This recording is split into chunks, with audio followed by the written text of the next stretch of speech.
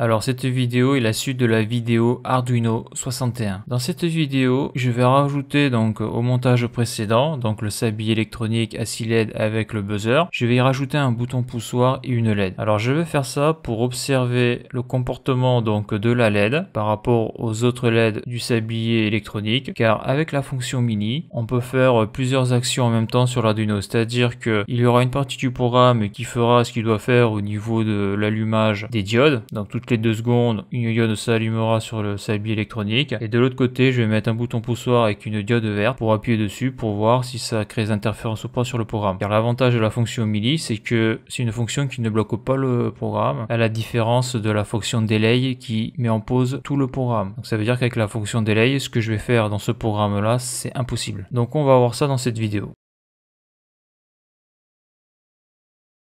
Donc ça c'est le schéma électrique que l'on a pu voir dans les vidéos précédentes, c'est le schéma électrique du sablier à 6 LED. Donc là ce que je vais rajouter là sur le montage, ça va être un bouton poussoir et une diode. Donc comme je l'ai dit, lorsque le sablier fera ce qu'il a à faire, donc l'écoulement du temps passant, il allume les diodes, et bien moi je vais appuyer sur ce bouton poussoir là pour voir si la diode s'allume ou pas et pour voir comment se comportent les variables dans le moniteur série. Sachant que cette partie là du programme, donc avec le buzzer, sera complètement indépendante de cette partie là du programme, c'est-à-dire que le bouton poussoir ne contrôlera que la diode verte. Donc là ce que j'ai fait, donc j'ai pris ici là sur la broche numéro 10 qui sera une entrée, j'ai branché un bouton poussoir S1 bien sûr avec sa résistance de pull down de 10 kΩ, et donc sur la broche 11 qui sera configurée en sortie, j'ai mis une diode avec une résistance de 200 ohms. Donc voilà pour le schéma électrique.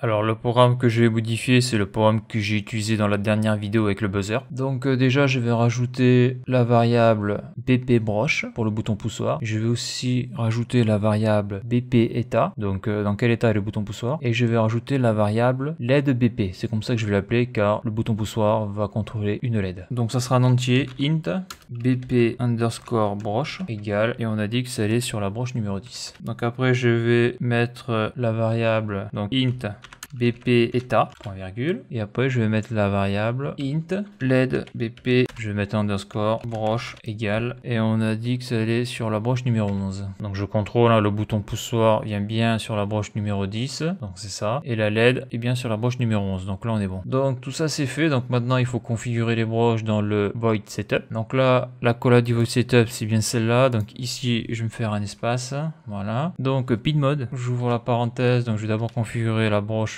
pour le bouton poussoir. Donc là je sélectionne CTRL C, CTRL V, virgule, et ça sera une entrée input. Je ferme la parenthèse, point virgule. Donc pin mode, et là je vais prendre cette broche là, LED BP broche, que je vais mettre ici, et ça sera une sortie output. Je ferme la parenthèse, point virgule. Donc là le void setup est bon, les broches sont configurées. Donc maintenant il me reste plus qu'à mettre ça dans le void loop, donc je vais mettre ça à la fin. Alors je laisse toujours mes serial print à la fin, vu que ça prend beaucoup de place. Donc le code je vais le marquer ici. Donc on va aller lire la variable BP broche pour voir à quel état est la broche. Donc là je prends la variable BP état, CTRL C, donc CTRL V, donc égal digital read, j'ouvre la parenthèse, donc là il me faut la broche qui est ici, BP broche, CTRL V, je ferme la parenthèse, point virgule. Donc là j'ai la broche BP broche et la valeur je la mets dans BP état. Donc si if, on revient toujours au if, hein. BP état, donc CTRL C, CTRL V, BP état, donc égal, donc le double égal low, je ferme la parenthèse, j'ouvre la collade, entrée, digital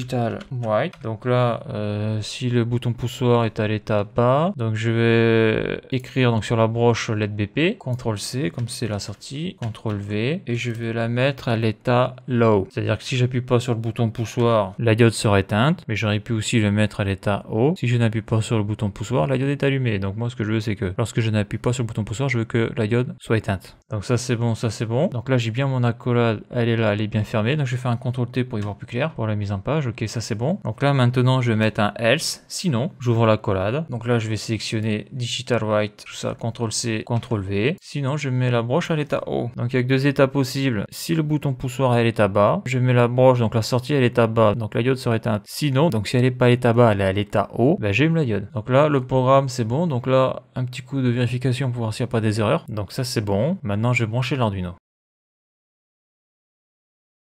Donc là j'envoie le programme sur l'Arduino, j'ouvre le moniteur série. Et là je vais appuyer sur le bouton BP. Donc là j'ai bougé le contacteur à bascule, le commutateur à bascule, donc là on voit que ça marche bien.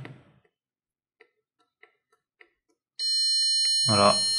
Donc on peut utiliser avec la fonction MIDI, on peut faire plusieurs choses en même temps, c'est-à-dire que là le programme du CBX s'exécute, mais en même temps on peut faire autre chose comme allumer une diode en appuyant sur un bouton poussoir. Donc là j'ai dû passer à 0, parce que dès que je bouge, lui il bascule, donc ça me réinitialise le compteur. Donc ça veut dire que là par exemple je pourrais prendre une température, je pourrais faire plusieurs choses en même temps quoi.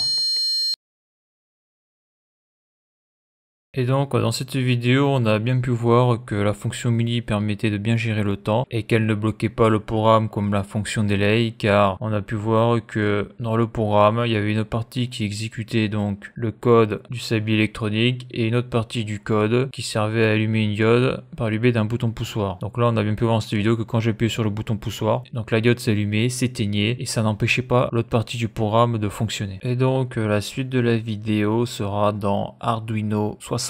Alors voilà pour cette vidéo, si tu as aimé la vidéo n'hésite pas à la liker et à la partager, tu peux t'abonner à la chaîne, tu peux aller voir les articles de mon blog qui traitent de l'électricité, du chaud et du froid, et pour ceux qui voudraient me soutenir financièrement dans la reproduction de mes vidéos par un don, le lien est sur la page d'accueil de la chaîne YouTube. Merci et à bientôt pour une prochaine vidéo.